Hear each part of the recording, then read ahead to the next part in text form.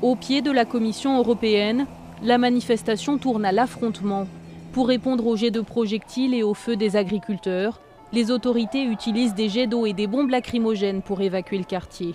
L'affrontement est spectaculaire, à la hauteur de la colère des agriculteurs. On n'en peut plus, donc quand on n'en peut plus, il ne faut pas s'étonner qu'on arrive à des choses comme ça.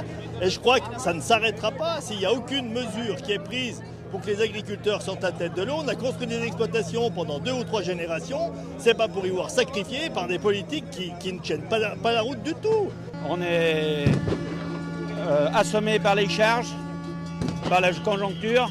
Après 40 ans d'élevage de bovins, j'en ai marre, quoi. Ils sont venus de Belgique, mais aussi d'Allemagne, d'Italie et de France. Plus de 100 agriculteurs français se sont joints au mouvement. Une suite logique à la manifestation parisienne du 3 septembre. Une occasion de donner une autre ampleur au mouvement. Il nous semble que c'est vraiment à cet échelon-là qu'il y a possibilité d'agir. Alors l'Europe est extrêmement libérale. On va voir aujourd'hui si l'Europe est extrêmement courageuse et dire voilà, on a besoin de producteurs, on a besoin de paysans répartis un peu partout en Europe pour assurer l'alimentation de qualité pour tout le monde. Et on prend des décisions.